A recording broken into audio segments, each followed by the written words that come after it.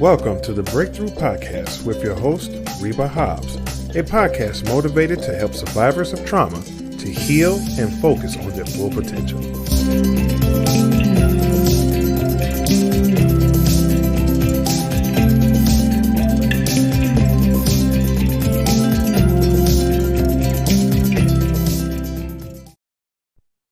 Welcome back to another episode of the Breakthrough Podcast. And I am so excited to be here today because I was off last week for the holiday and I had an amazing time. I went to my friend's house and then I spent some time with him and his family and his friends. And then I also had a Friendsgiving at his house. And this was my first Friendsgiving, so it was amazing. Everybody that I picked to come, I personally picked these people in my life because, of course, you guys know I live in Wisconsin. And these are my Chicago friends, what I call Chicago friends, Illinois. And I personally wanted to always have a Friendsgiving. So this year, I decided I will have one. With everything that's going on and everything that's been through and ups and downs and all the things I'm learning with this podcast and me helping to reevaluate who I am. Also, learning what I need to do and what relationships I need to foster and what relationships I need to cultivate. This gave me an opportunity to be more aware of the relationships that I actually do have that I did leave back home, which is my Illinois-based hometown. And to understand that these are the same people that regardless if I talk to them every day, every month, every year, they're always there. These are the same people that are always in my corner. These are the people that really love on me, pour on me, has been pouring on me through this time that I'm going through. And I also wanted to just say these are the same people that I've been knowing. I've been knowing all these people, everybody that I picked about 10 years and under. Around the same time. I was actually excited and happy because my little sister came in town from Georgia and she came to the Friendsgiving. And it was a while before we seen each other and been around each other. So it was just an amazing time.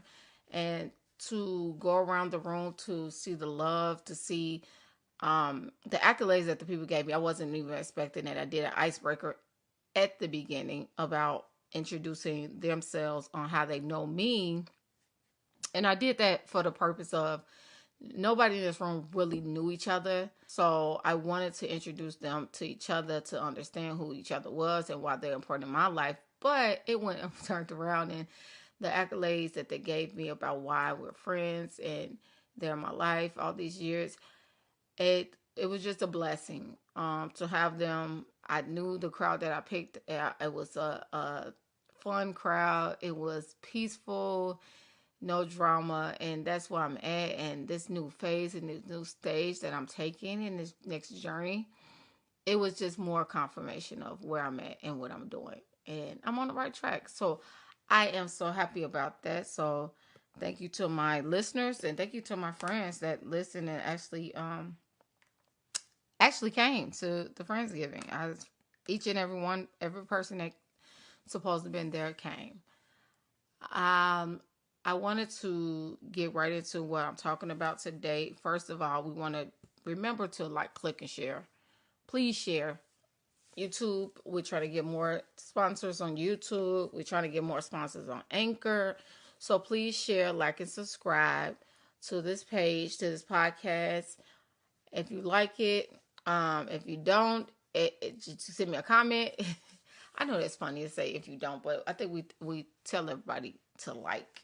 And people could not like. So, and that's fine with me. I'm just here to help you elevate just as well as I'm elevating. The word of the year is still elevation. And I'm also here to just help you to have the breakthrough that you need in your life so we can keep our goals going for our future. So, let's get right into it. Today, I wanted to talk about how to overcome self-doubt. Now, I know the week before we talked about seasonal depression. And I brought that up because that came to me because, of course, this holiday season. And so self-doubt was supposed to be the first episode, but I made it this episode. But it's fine. The two go together. So give me a minute, you'll find out why. I wanted to talk about how you overcome self-doubt. Now, when we talk about self-doubt is basically doubting yourself, what the word is. Anything negative you think about yourself, anything that you think that was placed upon you. I teach a lot of healing from childhood trauma. I teach a lot of healing from past occurrences. So I found out that as I'm teaching, and also through me, that self-doubt happens a lot, whether we know it or not. Subconsciously, we do it. We doubt ourselves when we want to look for a job. We doubt ourselves when it's something that we want to do next. We doubt ourselves even with relationships, friendships. We go into this doubting mode where we feel like, well, someone else did it, so I can't do it. That's one. We do that. We doubt ourselves when we say, well, I don't have enough experience to do that. We doubt ourselves with that. We doubt ourselves, period, just not taking the chance sometimes every day to feel like we can have the opportunity to elevate, like other word, didn't even know it was coming out, elevate to the next level. And so a lot of self-doubt harms us because we may think, what if someone don't like it? Like I said earlier, when I started, perfect example, when I started this podcast, I had a lot of self-doubts. Even though at that time God told me to do it, it wasn't that I was just so sure about what to do. I was sure about who I wanted to help. I was sure about what I wanted to talk about. I was sure about why I wanted to do it. But I wasn't sure about every detail of the podcast and how it's going to look, what revenue is going to come from it. Because you don't know. You just don't have everything planned out at the same time, all at once. You can't. That's just not how life works. So when I took the step in the journey to actually start the podcast, it was a fear, but I had to do a lot of research. I actually entered to a podcast class from a podcast person that I watch. I did a lot of background work before I even just said, I'm going to get on the mic and I'm just going to start talking. But what I did do, I had a lot of self-doubt of my voice. I don't like my voice. I don't think nobody likes their voice on mics, but whatever. I don't like my voice. I don't like the ums and ends and everything else. I'm still working on that. But I had to realize that it was not going to be perfect. If I wanted to do this to change people's lives, if I wanted to do this to actually bring a positive experience for people actually to have the breakthrough that they need to have by the end of this podcast, each episode, I needed to step out there and do it regardless of what doubt I had. That's the same way that when we're in high school, elementary school, we might have self-doubts on tests. We might not have studied. We might have not studied enough. We probably overstudied. And sometimes overstudying make you forget stuff too. But we have self-doubt. You have to still do it. You couldn't go to class that day and tell the teacher you can't take the test.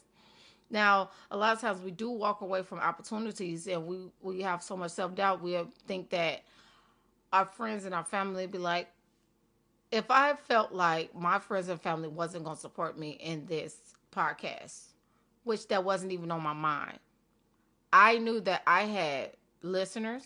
I had a platform, whether it was social media. I knew that I had words, a message to get out, especially by me writing 2 books and the feedback and the pouring out that I get from me writing and helping people to understand how to overcome certain things.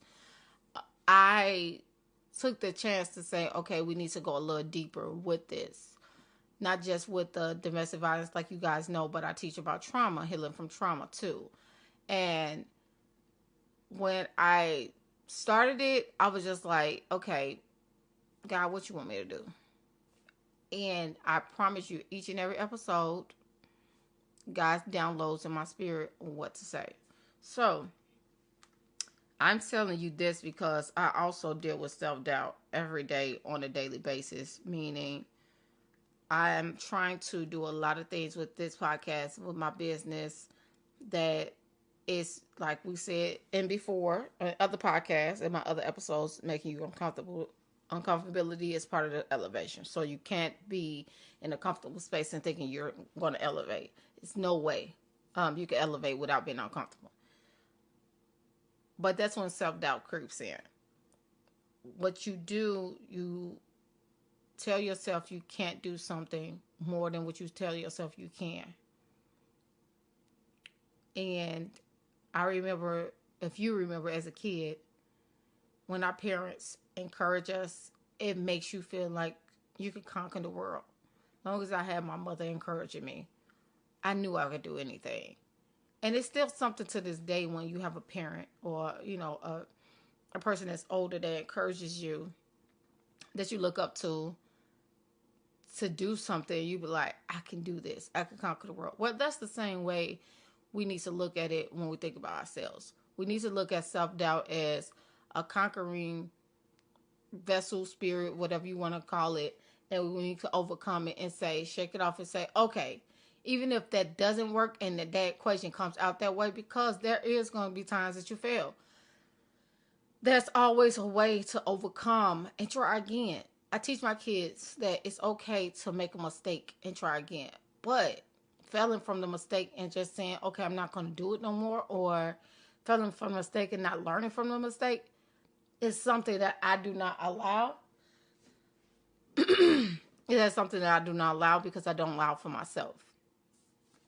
So when you talk about self-doubt, and a lot of times self-doubt could come from low self-esteem. It could come from your childhood. It actually could come from a parent, from what you heard as a parent as a child. And then when you are older, you actually unconsciously develop those skills and you start thinking, man, I can't do this.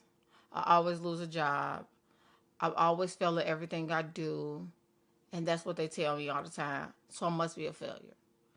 You have to cast those thoughts down. Even if no one believes in yourself, and I say this all the time, you have to believe in you, because 1,000 people can call me pretty every day. If I don't think I'm pretty, those 1,000 people calling me pretty doesn't mean anything to me. That means nothing to me, because I have to look in the mirror and say, you're pretty. That's whether you're inside and out. It's just not a physical thing. It's a beautiful thing when you find someone that's beautiful inside and out. Mentally, physically, emotionally, they love people. The way you view yourself is the way others going to view you. So when self-doubt comes in, if you view yourself as negative and say, I can't do this and I won't be able to do this because of this, and they're going to look at me. Sometimes we overthink and we think that people looking at us are saying negative things about us, even our friends and family. That's when a lot of self-doubt come in. And it be us thinking that about ourselves, our friends and family not thinking nothing like that. I found out within these last few months, a lot of more people look up to me when I thought that they have more, all this self-doubt I had about going to the next level with this business, this podcast, and everything else that God is telling me to do. I have a lot of self-doubt that creep in and say, well, you don't have the money, or you're not there yet, or what if this happens? I had to stop, and I'm still continuing to stop because I'm not perfect at this. I'm still continuing to stop those actions, those feelings, those emotions, because those are real emotions. But at the same time, those are real emotions that'll take over our body, that'll take over our mind to make us feel like we can't do anything. I wanted to help you how to overcome self-doubt. The first one I would say would be unconditional self-worth. You trying to basically treat yourself, help yourself to understand who you are. Unconditional self-worth also could be you putting up boundaries. You're treating people, you're teaching people how to treat you. I'll put it like that. When you love yourself and you don't doubt yourself so much, you know how to respond to other people. You know how to respond to other people treating you a certain way, and you can put your foot down and you can say, okay, no, I don't want to do that. No, I have enough confidence to say no. I am learning and have learned over the years the no word with friends and family and people that we love is a very blessed word because it keeps us at a point of vulnerability. It keeps us at a point of trustworthiness. It keeps us at a point of being honest to the people that we know, but also to ourselves. So the first one is unconditional self-worth. Basically, you're basically cultivating a lot of things of self-worth about yourself, even if you have to get up every day and say it. The second one I wanted to talk about is unconditional love. When you love someone with conditions, that means if they do this, I love them. If they do this, I love them. But if they don't do this, I don't love them. No, the conditions, love doesn't have conditions. So we know with our spouses and our mates and our family and friends, it doesn't have supposed to have conditions. But we don't think about it with ourselves. When we make a mistake and or something don't work out, because it couldn't be just a mistake. It would be something that you did. It'd be like, okay, this just don't work anymore. The self-doubt comes in and says, I'm not going to do that no more. No, you have to love yourself to know, okay, it was a mistake. It happened. I have permanent love for myself. So, okay, get over it and go on to the next. A lot of times we beat ourselves up, like perfect example when we lose our jobs. And we'll beat ourselves up like, oh my God, I lost a job. I remember I used to lose jobs. I think I probably lost 3 jobs out of my whole life. Okay. I got fired from jobs before and it was all bogus reasons, but whatever. It didn't matter. I promise you I wouldn't be the person I'm here today talking to you on the podcast if I sat there and be like, oh, I lost this job. I won't be able to survive and I could probably get fired from the next job doing the same thing. So I'm not going to look for a job at all. That's crazy. People lose jobs every day and people start over every day. It is okay. Lose the job, get another one. Learn from the mistakes from the other job that you did. Whether you thought it was their fault or your fault, it don't matter. Learn from the mistakes and unconditionally love yourself enough to say, okay, I got permanent love for myself. I can do this. I can get another job. I can learn from the mistakes and I can move on. The next one is a big one. People don't think this one is overcoming, but growth. Growth, anytime with your personal qualities and you build your strengths, you develop desirable qualities about yourself. Meaning, I am not the same person. I said this in another podcast that I was as a child. So when I'm growing, that means that I'm growing to understand when the self-doubt does come, it's not me. That is not who I am.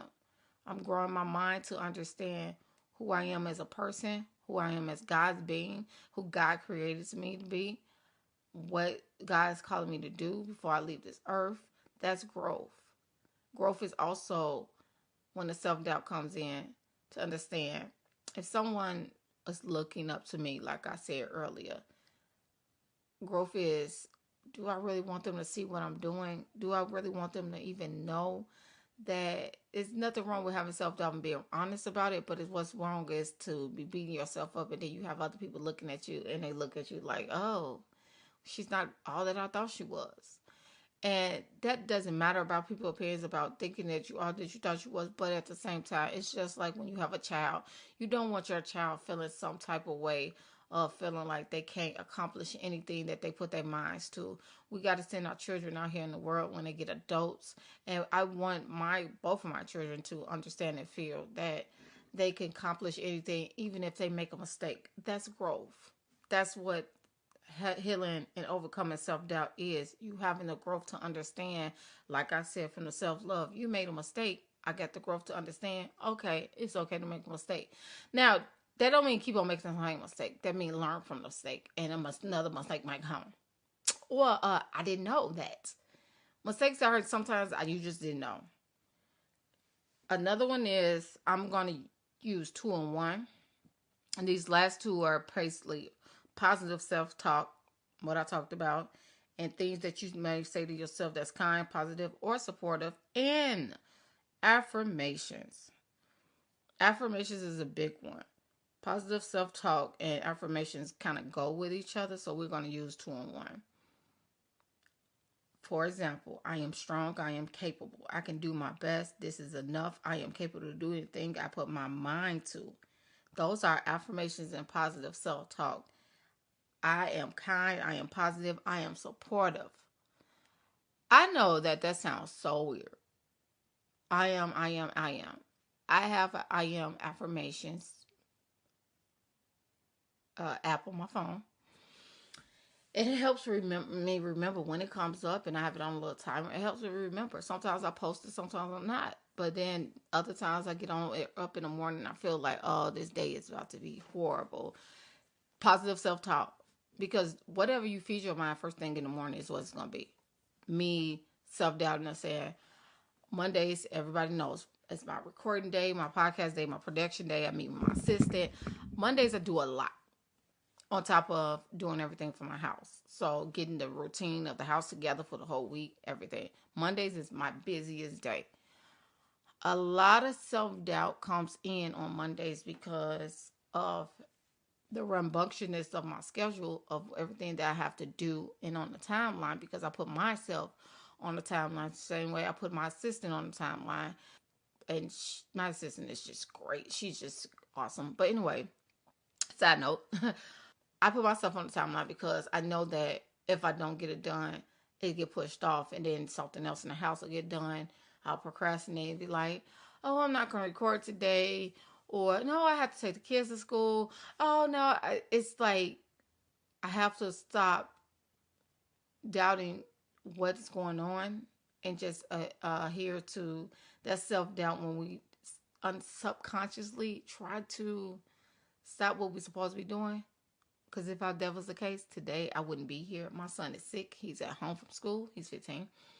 And, of course, mom got to be a mom. On top of his birthday is this week. So I will be getting things together for his birthday. He's having a party here with his friends, some of his friends. That's what he wanted. So, of course, I couldn't stop what I had to do with my business because of everything else going on. And then I have a 5-year-old. I have to take her to school, get her ready.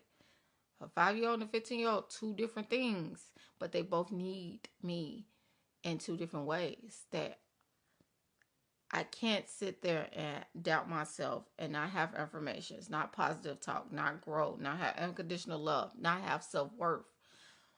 And say that I am raising two vibrant, independent, young people that are going to be adults one day. I'm teaching my son to have affirmations. I've been doing this with him for years. We got to get right back into it continuously to do it, but have affirmations. He listens to podcasts every morning. I teaching him that, how you start your day off is how you end your day, how your day is going to go. You motivate your mind before you start school. You have to get into the right frame of mind. Also, it's actually going to help him to be more wise. It's going to help him have more wisdom when he get older, because of all the things that he's doing. We have to stop the self-doubt with ourselves first, because if we don't see who we are, how can we understand and want other people to see who we are in a positive light?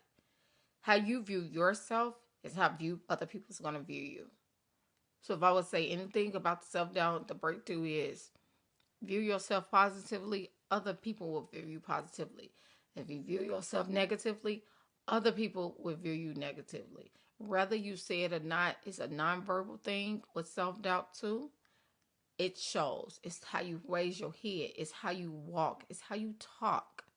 It's how you move, maneuver yourself, how you enter a room, how you feel about applying for jobs, getting another career, going into another state, moving. It's all that. And when self-doubt comes in, I just want you guys to know you have the tools to accomplish it, correct it, because it comes. It might come every day, and it might come a couple of times in a day. I can't do that. You catch yourself saying, I can't do that. Oh, I don't want to do that because you bring more excuses to yourself about why you can't go to the next level in your life. There should be nothing in life that should stop you from doing what you have to do to accomplish the goals that you have, especially if you're on a journey in the path of healing, mentally, physically, emotionally, and especially if you have other people that's watching you, not just your children, but your friends, your family, and that's watching you to accomplish the goals that you accomplish to help them be better people. Surround yourself with the people that you know that are going to help you to be a better person. Just like my Friendsgiving, all them people are great, and they surround themselves with me, and vice versa. I surround myself with them. Some of them people are the people I call on when the self-doubt do come in. And I need that encouragement. Sometimes you can do that. So if I would say another point is to how overcome it, surround yourself with your friends that will help you overcome the self-doubt, that will talk to you, that will pour into you, that will give you the tools that you need to say, okay, I know you can do this because you've done this for me. Sometimes we need to hear that from our friends and our family. But you got to surround yourself with the right people. Not the people that's just going to eat up what you're saying and just be like, oh, that's great. Oh, I'm sorry you felt that way. We don't want those kind of friends.